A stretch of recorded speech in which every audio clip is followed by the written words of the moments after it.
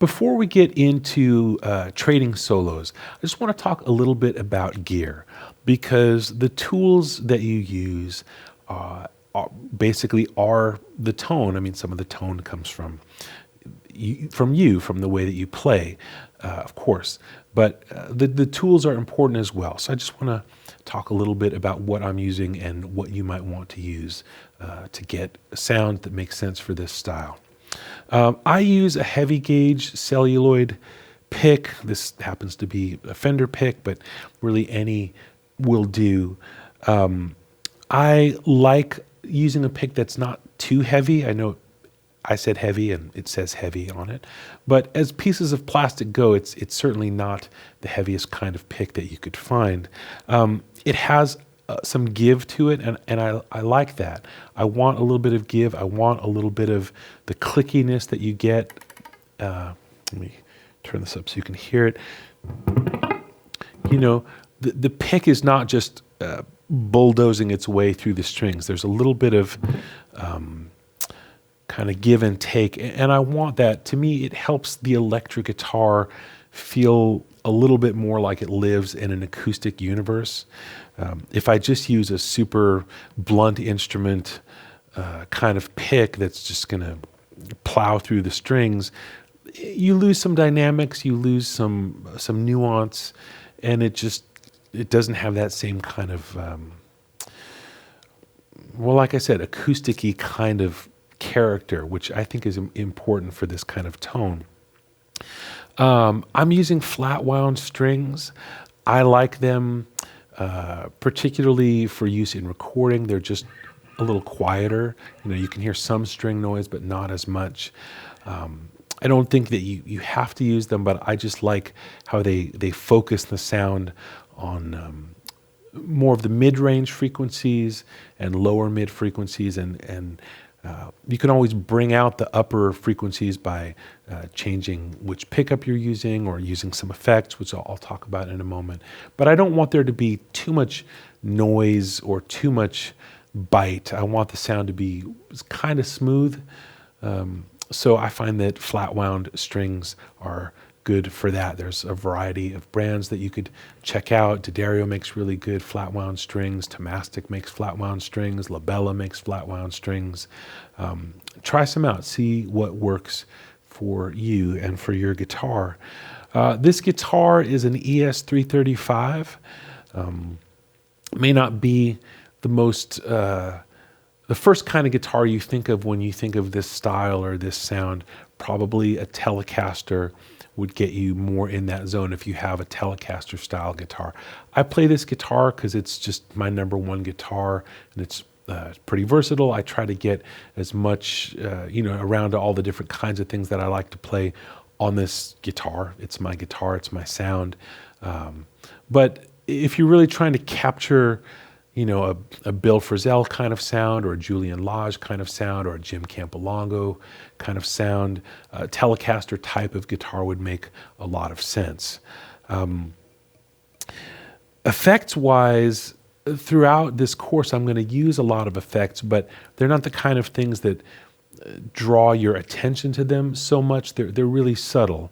On my pedal board, I've got, not including the tuner, I've got 5 things that change the sound of the guitar. One is a compressor, and I use that sometimes when I'm playing sustained things, when I want a chord to really blossom, like after you play it, instead of just the chord. Well, I'll show you what I mean. If you just play a chord, it's very quickly going to kind of start to go away. But if you've got a compressor on it,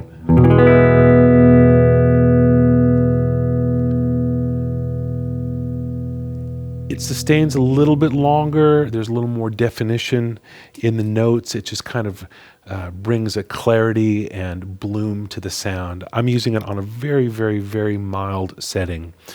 Some people use compressors more aggressively than I do. I would say most people who use compressors use them more aggressively than I do.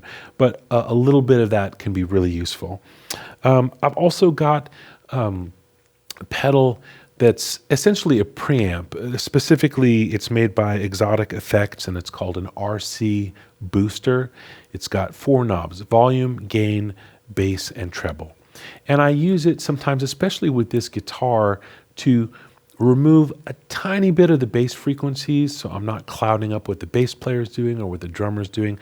This guitar with flat wound strings could get a little bit boomy, and that's not really useful when you're making music with other people.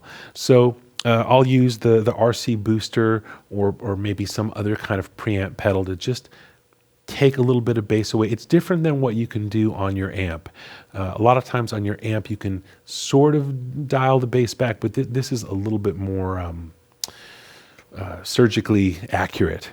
So I find that to be really useful, and I use it as a tiny bit of mild overdrive, because sometimes amplifiers at a low volume don't really sound that harmonically rich. So I can get a little bit of that harmonic richness. It doesn't come across as distortion or fuzz or anything like that. It just sounds like what it might sound like if your amp was louder. But it's often not practical to crank up your amp when you're recording or performing, so that's what I use that for. I've got another pedal that does a kind of similar thing. It's a Boss OD3 overdrive, very mild overdrive. Again, it's not the kind of thing that if I step on, you would hear it as, oh, now the guitar is distorted. It's just, it gets a little more rich. I'll show you what that sounds like. So this is with nothing, and here it is with the mild overdrive.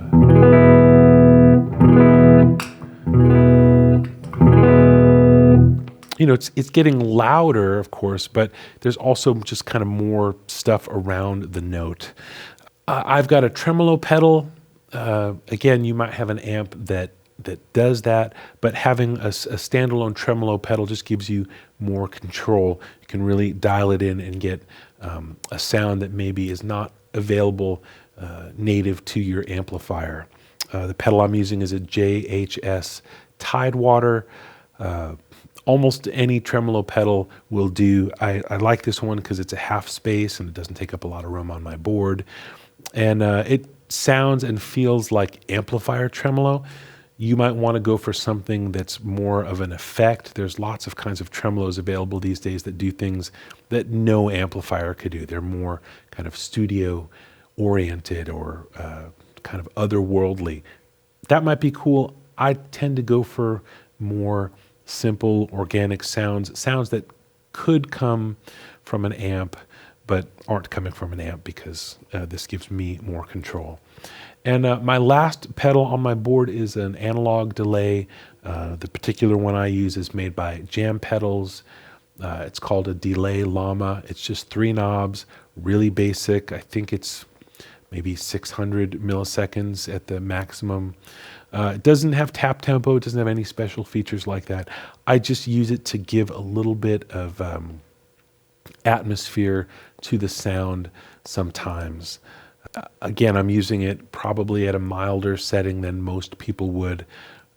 I'm not using effects to say, hey, check out my effects. I'm just using them to help each song have its own kind of atmosphere and character as I go through a gig or a session. It just allows me to dial in particular sounds that make sense for the song at hand. So those are my effects.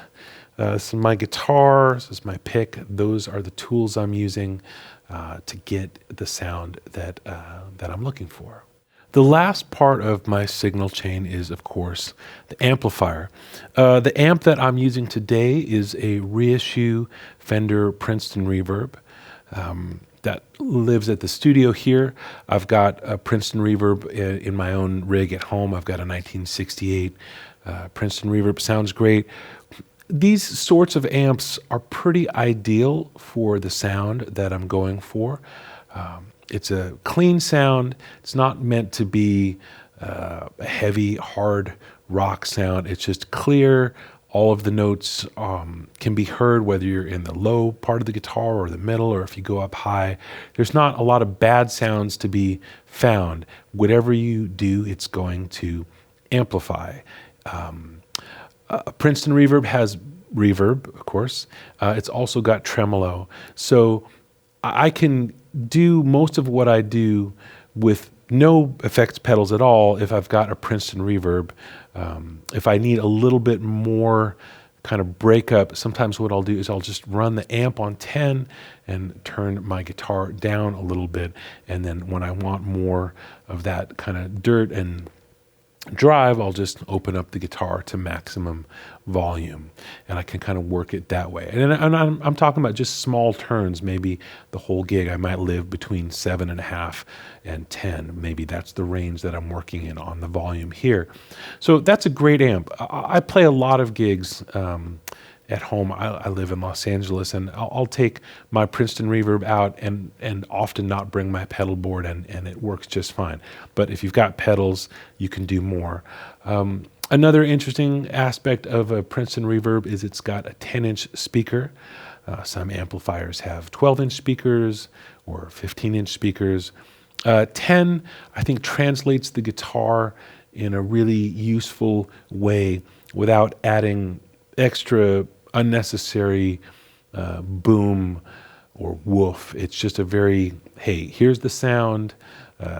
If you put almost any mic in front of it in a club or in a recording studio, it's easy to translate that sound and make it, work in a recording track or make it work on stage. It's just very useful.